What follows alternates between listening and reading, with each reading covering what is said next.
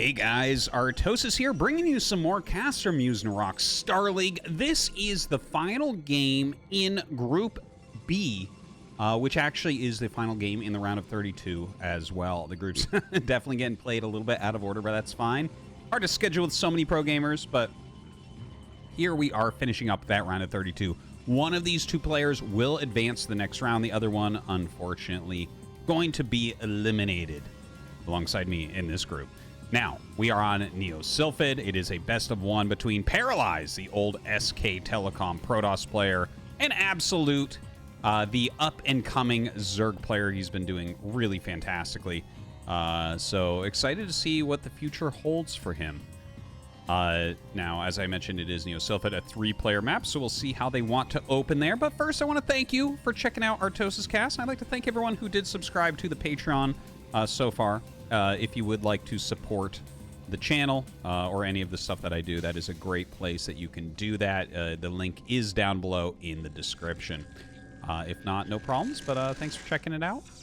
And here we go. It's going to be a gateway expansion from Paralyze, so he's going to be putting on a little bit of pressure here, no doubt. See what the actual timing is here. Okay, so it looks like an overpool from Absolute. Couple drones popping out.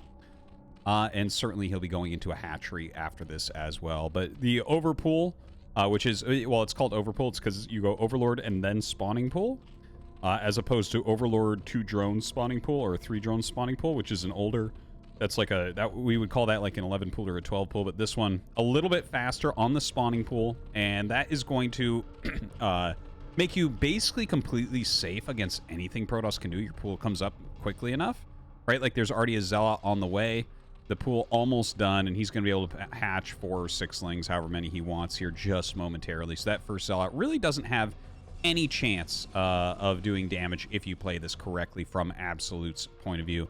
This historically has been one of the most popular builds in Zerg vs. Protoss in modern times, although I would say in the last couple of years we've seen... This is a funny battle. In the last couple of years, we have seen... an increased trend in hatchery first. So Zergs have become more confident in holding on against any sort of early cheeses from their opponents. But yeah, the overpool is still a very good and well-played opener. Now, 6 lings are out, so that first Zealot actually just turns around, right? The probe sees how many lings there are. He knows 1 Zealot has no chance. Second Zealot coming out, though. We'll see if he actually groups them up. They're going down different paths, as you can see.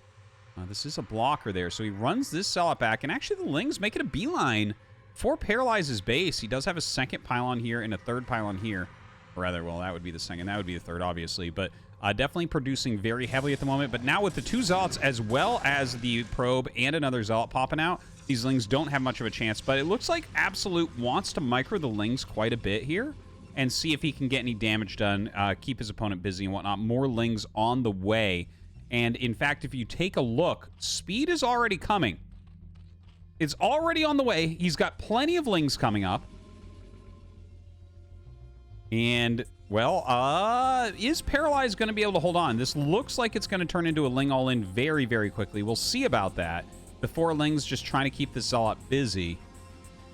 And they're doing an okay job of that. He does have a full wall. He has the forge almost finished here. The lings coming up, hitting that gate a little bit. A lot more lings coming. These lings will run up probably for a flank during this, but I don't think this is going to break him. I think Paralyze is fine. Like, he's going to get this cannon up. And, in fact, the lings, yeah, looks like as speed finishes, they do dive into that mineral line a little bit. A little attack on the front here, but with the cannon coming up, well... Yeah, that's a very nice snipe, as you see. Oh, God. Oh, God. He's actually getting a little bit of a surround. The probe comes up to help block here as well. And the 2 Zealots from the bottom start to come out. Oh, my God. Oh, my God. He's actually not going to get it before that Zealot pops out. He does end up killing the gateway, but the additional Zealot does get out of there. And at the end of the day, let's take a look. It's 14 probes. It was 11 drones there. The gateway is gone, and we don't have a cybernetics core. So, you know what? I'm going to go out on a limb and say that that was good enough for Absolute, right? A lot of times when you make this many lings early on and you try to bust, you don't, like, if you don't bust, a lot of times you're so far behind. But he killed the gate. We have to wait forever for the cybernetics core, and the probe count did not actually get that high. The ones in the main base while we were watching the gateway, maybe he lost 1 or 2, because normally there will be a bigger difference in workers, but right now, Absolute kind of keeping up with that. He has the 3rd hatchery just about to pop, so he can actually make a lot of drones right now, and a Hydralisk Den on the way. Oh my god, it looks like it's going to be a 3-hatch Hydra follow-up. You can't blame him. You can't blame him. Now, will Paralyze actually leave the base? Okay, so see, he sends out 2 Zealots to push the Lings back and tries to sneak a probe out. Now, we're going to have to see if the probe can actually get down and get a scout, because if you know the Hydras are coming, absolutely you hold it. But if you don't, well, you're going to be in a lot of trouble. Okay, here comes the probe. It's actually somehow like Matrix dodging a lot of these Ling scout patterns, but it looks like Absolute knows what's going on. He's bringing more Lings back to try to pick it off. Are these Hydras? Yeah, these are Hydras morphing. So the Zealots actually come out as the Lings are chasing the probe. So this... Oh, is he going to turn around again?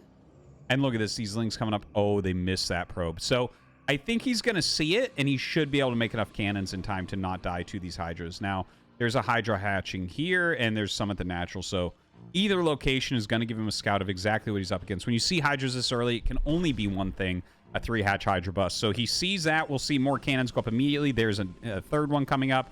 Zealots walking out. 4th cannon coming. Wouldn't be surprised, honestly, if he puts down more than that. Like, 4 is not quite enough, I think. Throws down another pylon right here. I don't think that's like for... Well...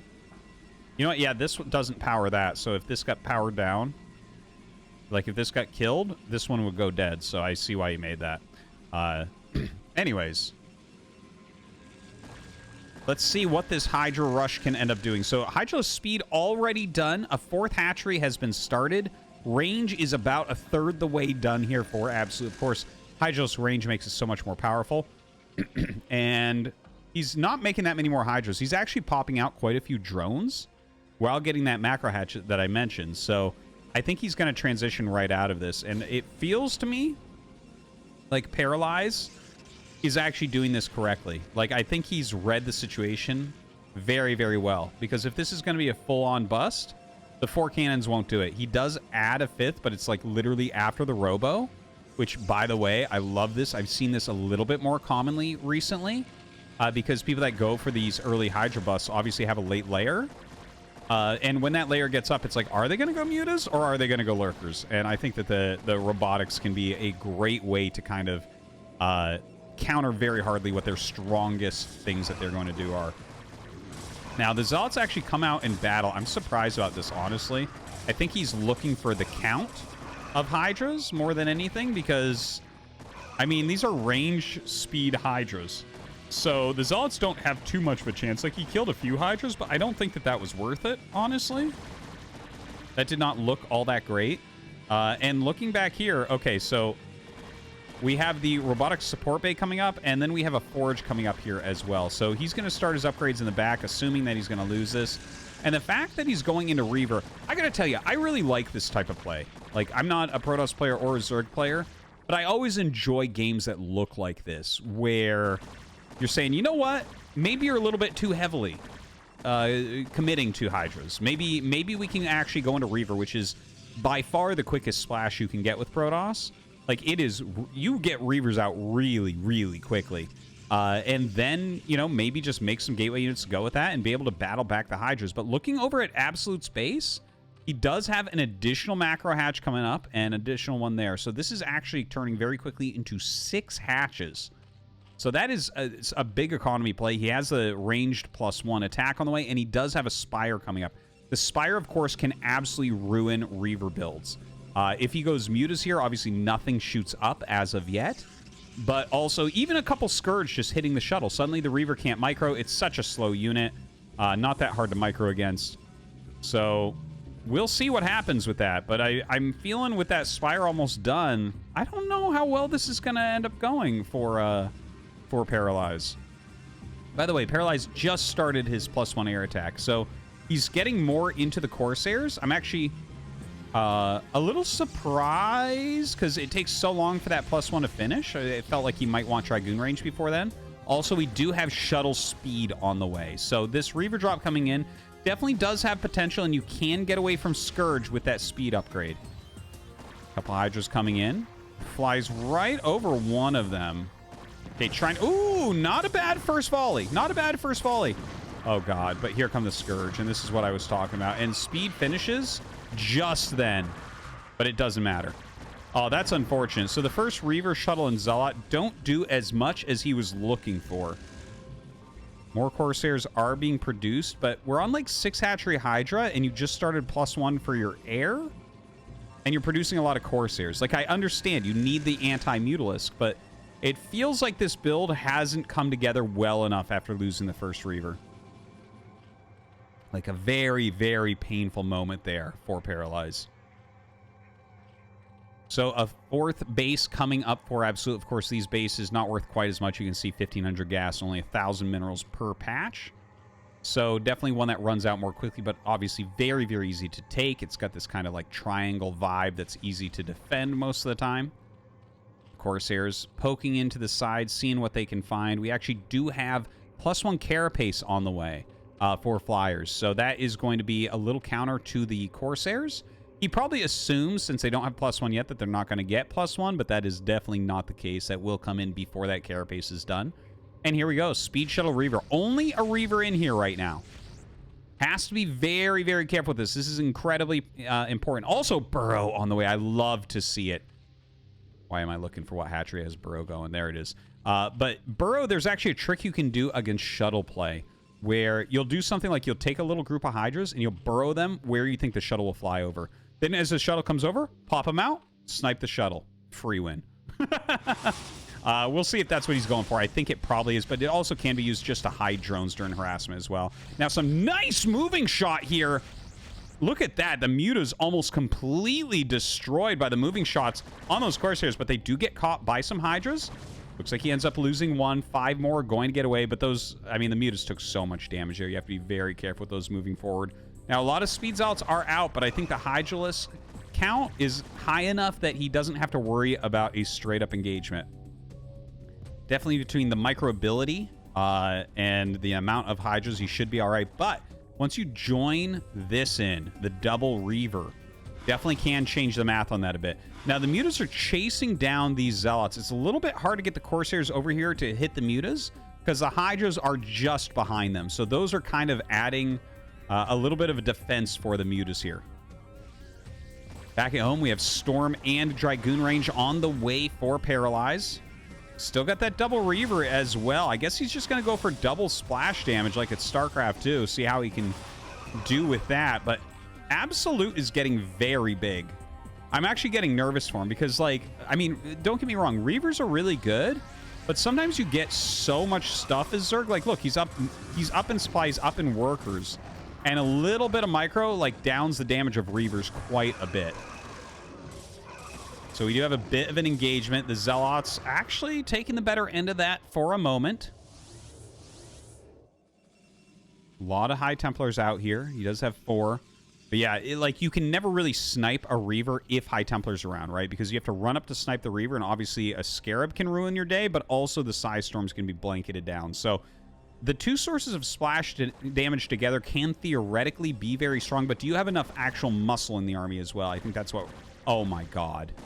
Oh, my God. Speed Shuttle with 2 Reavers just got picked off. That... dude, you're not going to be able to do it after that. That's too much lost power. He brings out his High Templars with the Zealots, but, I mean, obviously... oh, my God, he's storming. Well, he doesn't really hit the Corsairs that much, but the Corsairs going to be picked off now as well. Everything's seemingly going wrong here for Paralyze. There's so many Hydras coming up all over the place. He's trying to throw down some Storms. He's trying to get up his 3rd, but I think this game is over, honestly. Like, Paralyze lost so much. He's down 40 supply now. And this should be game. GG Absolute goes to the next round.